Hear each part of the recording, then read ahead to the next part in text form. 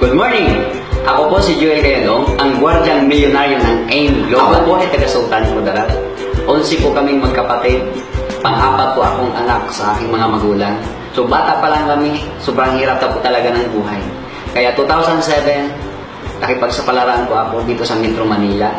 And then, ang good news kasi nakahanap ako ng trabaho bilang isang security guard. Nag-security guard ako sa EIC Burgundy Empire Tower, na kung saan nandoon ang opisina ng AIM Global. So, 2007 pa lang, alam ko na may AIM Global. Ini-invite ako araw-araw sa mga distributor ng AIM Global. Habang naka-duty ako sa lobby, minsan sa gate 1, and then minsan roving guard ako. So, marami pong mga distributor na kung saan sobrang kulit. The moment na alam nila na hindi ka pa AIM Global. Pero hindi ko sila pinansin. Kasi po ayaw ko po talaga ng networking. Ayaw ko pong pumasok sa sales kasi hindi ko po linya, hindi ako sanay. Wala po akong mga taong mai-invite kasi nga probinsyano po. After 3 years, so, nakita ko po yung pagbabago ng mga networker na kung saan dati sinisita ko lang sila kasi po maraming pinagbabawal namin dito sa building, mga rules and regulation na hindi nila natupad. Kaya bilang isang security guard, kami po yung pipigil sa kanila. Pero biglang nagbago ang lahat nung nakita ko yung mga tao na yun na nagkaresulta. So nakita ko po na sobrang nagbago ang buhay nila.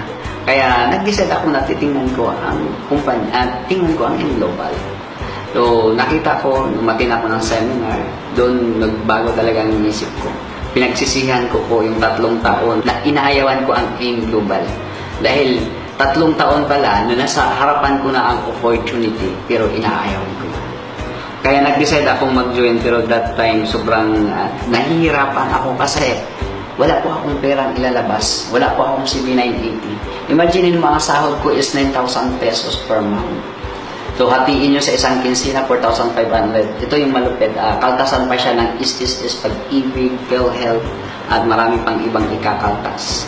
Upa sa bahay, 2,500, pamasahe 900, pagkain sa isang araw 150.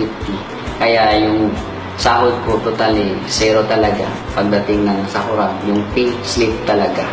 So wala akong kapera-pera pero gusto kong mag-join kasi ko nakita ko na magbabago talaga ang buhay ko kapag mag-member ako.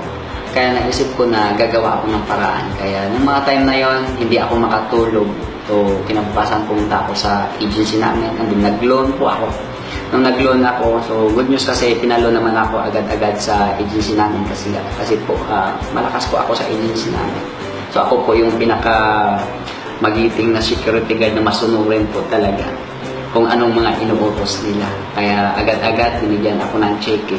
8 mil po ang nilon. Nung araw na yun, naging member na ako sa AIM Global. So, siyempre tuwang-tuwa ako kasi yun talaga yung goal ko na mapabilang doon sa mga naging successful. So, pinag-aralan ko yung sistema and then nagpaturo ako sa mga upline. Maraming mga trainings na mga inatinan ko.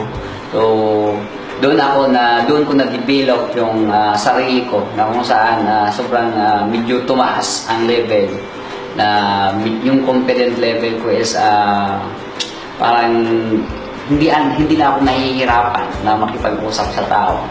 So, kahit na probinsyano ako, pinilit kong i-survive kasi gustong-gusto ko talagang baguhin ang buhay ko.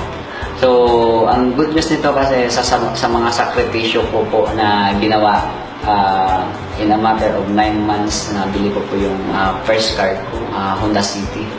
And then, talagang minaksimized ko yung pag-network ko. Everyday, nagka-house party, lahat, mga house meeting sa mga downline ko, ginagawa ko. Kumbaga, wala akong oras na sinasayang kasi gusto ko na mas lalaki pa yung kinikita ko. Ngayon po ay sobrang na-excite ako kasi dahil meron na pong na-put up na sistema na sobrang ganda na kung tatawagin ay Jillian Project na dito in-apply ko po sa buong grupo ko at nag-double po yung cheque ko. So kaka-encash ko lang po ng cheque ko na 1.4 million. Grabe, sobrang baliw na baliw ako kasi first time in my life na makahawak ng ganun kalaking amount ng pera na kung saan nanggagaling po talaga sa pinaghirapan ko.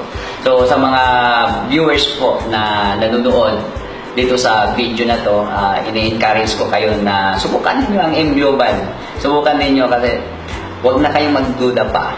Kaya kung pagdududa lang, nagduda din po ako dati. So, mas masarap na masubukan ninyo para at least malay ninyo yung nangyari sa akin, pwede po mangyari sa inyo.